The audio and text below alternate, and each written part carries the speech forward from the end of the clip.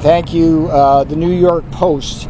The broad focus here is that President Trump has tasked people like John Solomon and Bill Pulte to dig in and find all of the classified documents and buried documents that basically bear on two things. One, the weaponization of the justice system that tried to put President Trump in prison for 700 years. Let us not forget, they tried to do that. And also the issues of election integrity. So just in the past couple of weeks, we've had drops on the White House site on China's influence on the election, Maricopa County.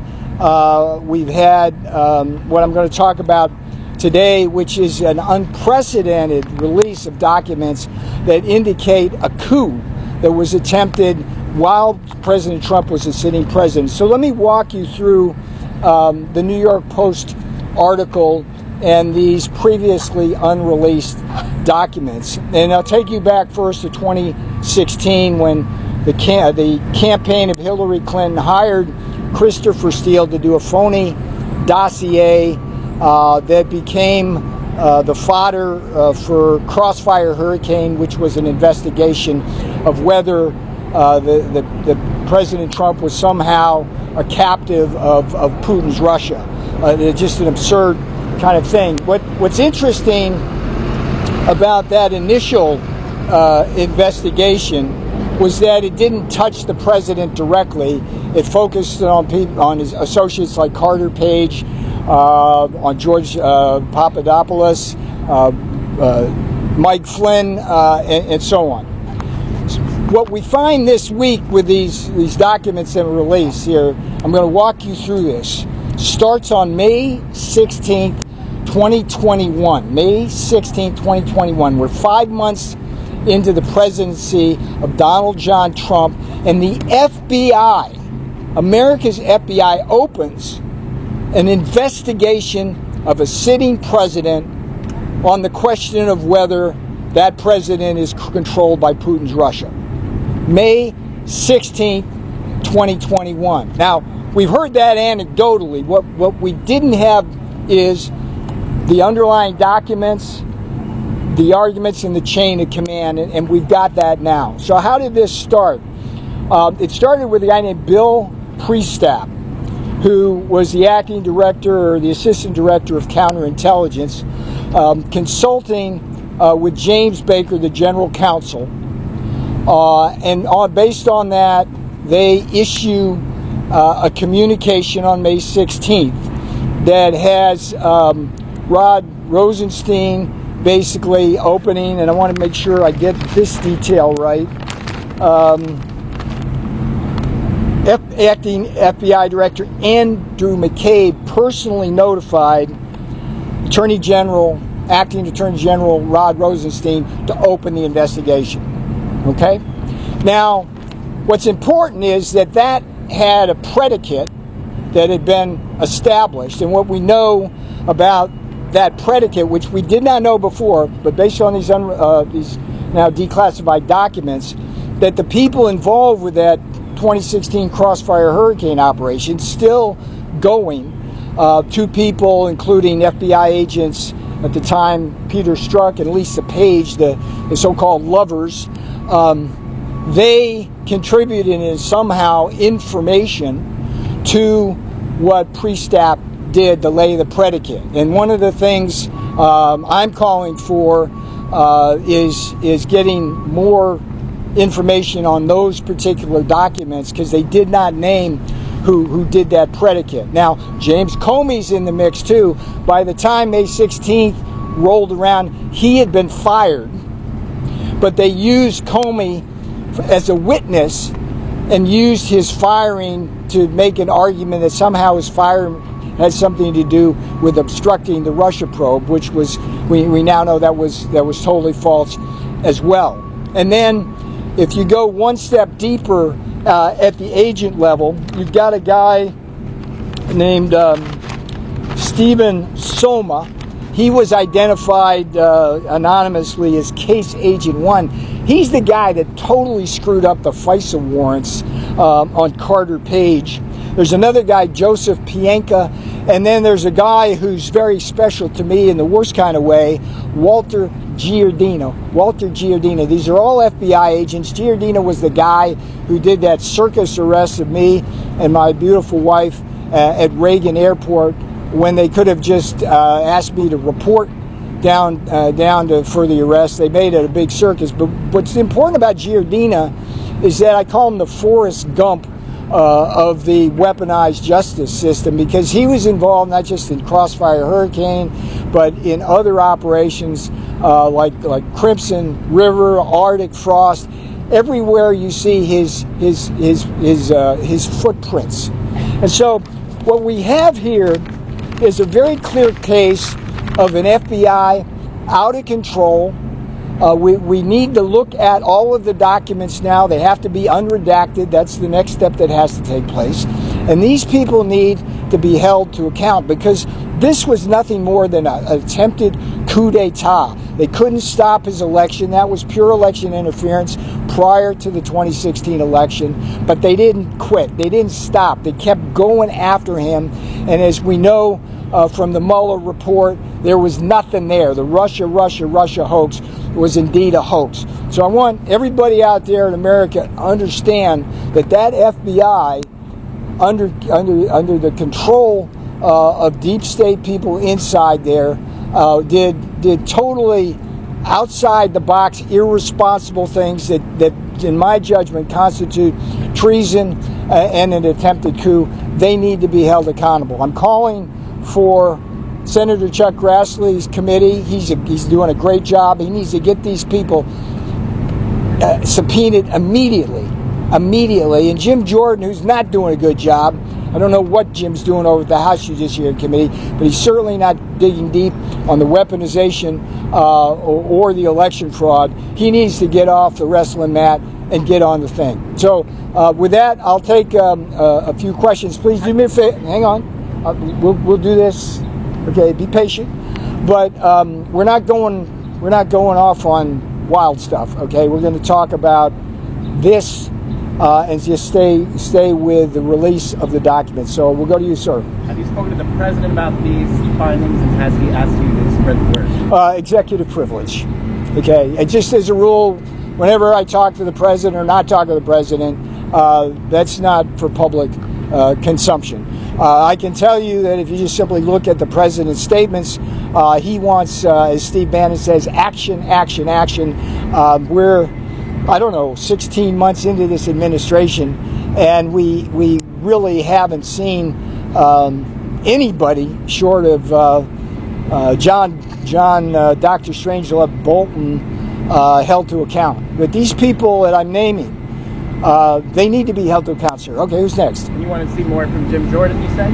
Yeah, absolutely, yes. Jim, look, Jim didn't lift a hand in my case or Steve's case. He hasn't done anything on the weaponization of the Justice Department. I don't know what he's doing at that committee. He's done some things that arguably needed to be done, but there's nothing more important than election integrity. He's not doing anything on that. There's nothing more important than getting a justice system in this country that serves the people and is not used as a weaponized system to put people in prison because you can. Yes, ma'am. Talk about specific expectation upon you and the president through the new Attorney General. No. I was honored to be at the closed swearing in yesterday. I consider Todd Blanche to be one of the finest individuals, personally and professionally, I ever met, and I can say that he's in very good hands, and we're going to see great things from Todd Blanche. Next question. Yes, ma'am. Can I ask a question on the economy, sir? But let's do this first, and then I'll come back to you. Yes, ma'am. Who specifically do you think Congress should call in for sworn testimony, and what specific questions that still need answers do you think they should prioritize? Well, I'd start with Priestap, because he's the guy who opened set out the opening communication. So you can go from pre-stap and back to the predicate that came from, we don't know who. We need to identify that, but Page and Strzok were part of the operation where that came from. And then you just run down the line. I mean, I think subpoenas should go out to everybody I named, every single person that I named on that list. Yes, sir. Is there anything in the newly released documents that shows any sort of political motivation here? Is there any evidence that these folks knew these allegations were, I guess, a hoax in your words, but went ahead with the investigation anywhere? Is there any concrete evidence of that? Yes, absolutely. We know Page and Strzok had a pact to make sure that President Donald Trump would never get elected, and they were fruit of the poison tree, right? Remember what I'm telling you, sir. The predicate, you know, in the law, when you lay the predicate, that everything else follows from that. The predicate came from the Crossfire hurricane operation, which Page and Strzok were really important parts of. And I think it's pretty common knowledge that everybody I mentioned there is hardly a rabid Republican Trump supporter. Those people have clear biases that are reflected in a FBI that through the Biden years really exposed itself. I mean, sir, they hid this stuff, okay? They sat on this stuff. And why? And now we got it out. Okay, what else? Yes, sir. I have one question on the economy that I can ask in a moment. Yeah, on the just stay on this. DOJ, you mentioned the weaponization. I know you said you don't want to hear her name, but do you believe the president should fire U.S. Attorney Janine Pirro? That's always up. It's always up to the president. That's not my lane. Do you have an as they opinion say. about her staying in as U.S. Attorney? I do not. No. Yes, ma'am. It's a foreign policy. Okay. Well, any on weaponization? I guess what unanswered questions do you still have? You mentioned a name being redacted. That seems sort of... Well, okay. Let's see. Let's first of all, I want to know who laid that predicate. Okay, because they don't identify the person when pre-stap does his opening communication, which you can read. Just go to the whitehouseintegrity.gov. Whitehouseintegrity.gov, you can find all this stuff. You go there, and he cites an unnamed person or persons, and we need to know who that is. And it may well be Page and Strzok. And if it's Page and Strzok, that's even worse, because we know that they had a biased agenda. The Inspector General said that right in the Inspector General's report. Okay, so let's shift gears now. We'll do a little economy. Yes, ma'am? Yes, I was wondering if you could talk about what kind of briefings and information the president is getting on the economy that's basically leading to him constantly talking about it being a golden age, an A-plus economy, even though a lot of Americans seem to be feeling the pinch, are frustrated and expressing all. Well, let me push back a little bit. I mean, the president on down, whether it's Scotty or Kevin, myself, Howard Lutnick, Jamison Greer, we all understand that we're grappling with inflation and problems that are creating hardship for Americans. We understand that, okay? But we also understand that the media is doing a very, very poor job in reporting the really strong efforts we have been making and showing fruits on implementing basically the Trumpnomics policies that we did very well in the first term, and we're doing even better this time. So I would urge you all, if you're on the economics beat, to follow my columns in Real Clear Markets. Every time a major report comes out, I have a column up there. I also have videos on this. But if you simply walk through the policies first, if you look at, for example, tax policy, the relevant one here is the big beautiful bill, 100% expensing of building factories here. And then you look at the second issue, which is the fair trade. The signature there are the tariffs, which are bringing onshore both dollar investment from foreigners, so they build it here to avoid the tariffs, but also indigenous investment here amongst domestic. And then you've got the deregulation part. Lee Zeldin's doing a great job. Russ Vought over at OMB is doing a great job, and you cover all four the issues. And so what we're seeing in the data is basically on the jobs blue-collar front, we're seeing first the money's coming in. We're getting just an enormous burst of construction jobs, and when you get construction jobs, building factories, you get manufacturing jobs, and we're starting to see that. So about 6 months ago, the ISM Manufacturing Index, a 0 to 100 diffusion index, as they say, anything over 50 indicates manufacturers expanding. It was below 50 going back to April 22nd in the Biden years, and it started going above 50 6 months ago with a trend up, and just this last one, finally the employment component of it went up. So that's like incredibly good news. If you look at the inflation data, one of the brightest spots is the dramatic fall in housing and rent, and that's a fifth horseman of prosperity. Our closed, secure border policy basically has deportations. People are leaving this country. When you had 20 million people coming in over a 4-year period across our borders, that's 20 million people you got to have housing and shelter for. And not surprisingly, it drove up rents and housing prices, particularly in the blue sanctuary cities area.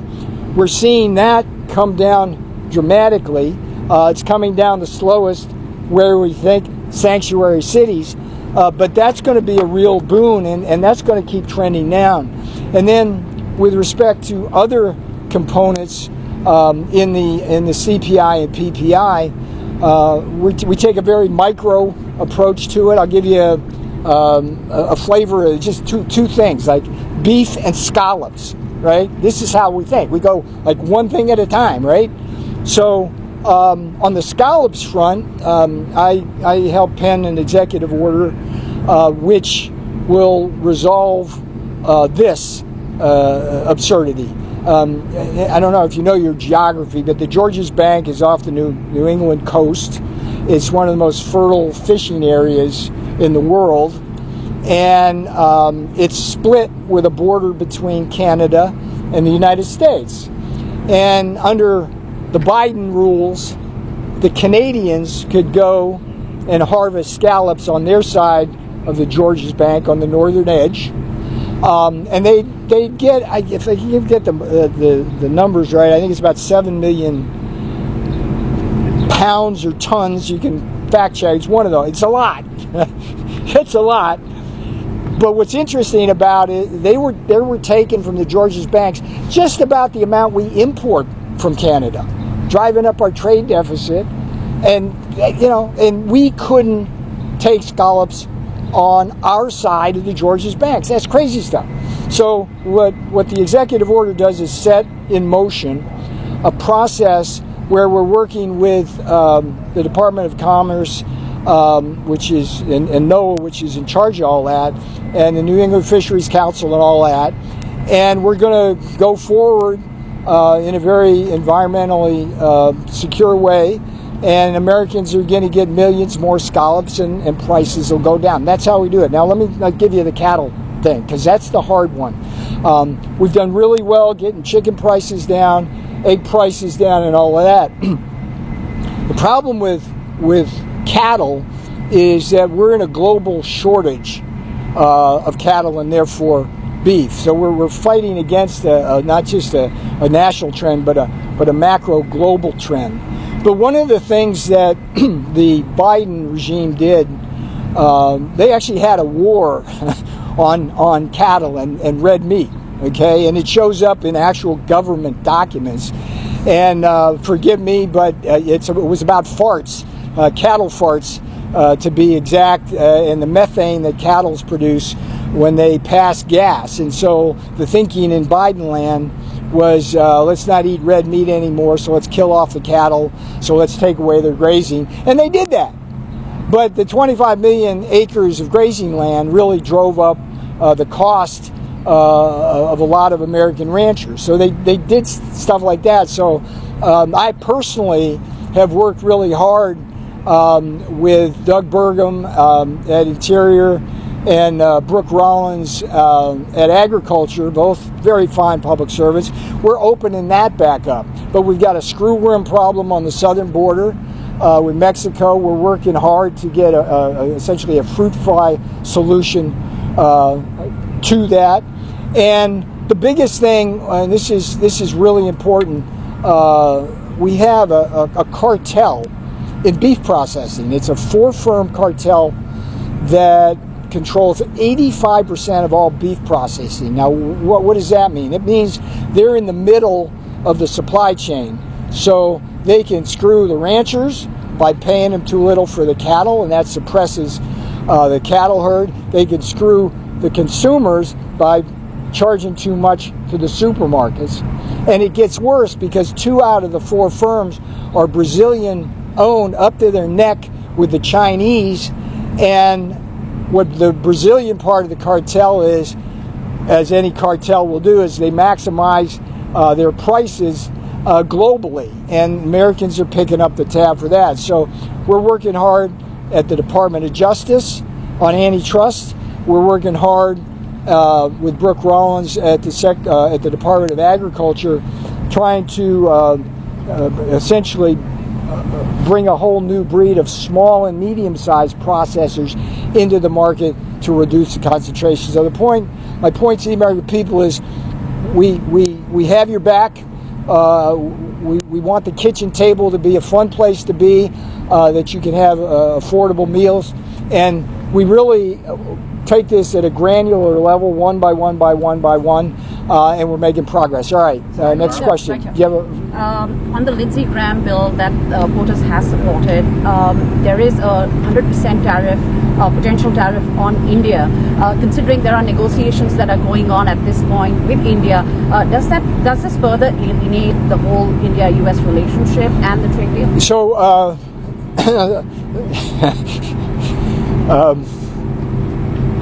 I just might as well say this. During the as the Ukraine-Russia war has gone on, I guess 6 to 8 months ago, I think I wrote an op-ed in the Financial Times, which absolutely factually correctly pointed out that prior to the Russian invasion of Ukraine, India was not involved in the oil trade with Russia, but afterwards it got heavily involved and was selling a lot of refined products on behalf of Russia, which helped feed the war machine. And that issue has been resolved. Maybe I had a little bit to do with that op-ed, but I can tell you I got actually firebombed by the Indian continent on the internet with all sorts of nasty little attacks. And all I would say to you, don't do that. That's not how we resolve problems here in America. With respect to your question, the president and your prime minister have a very good working relationship. They are going to work that out amongst themselves, and it's not for me and a gaggle to get between that. All right, yes, sir. Mr. Navarro, the president has said many times that he wanted to cut all trade with Spain after several complaints. Do you know anything about that? Again, I'm not. Yeah, I when I come out to you, I come with very specific things and news that I can talk about. So let's just leave it at that. I think I've given you a lot of things to think about. On the tariff refunds? What's that? Quickly on the tariff refunds. Let's go here. Again, this is the last one. On the sanctions, if the House passes the sanctions bill, would the president be? Again, you don't do that. Don't ask me those kinds of hypothetical what the president's going to do. I don't do that. Okay? What I do is bring you really good fact-based stuff to write really good stories. So go write some good stories. Okay? Thank you.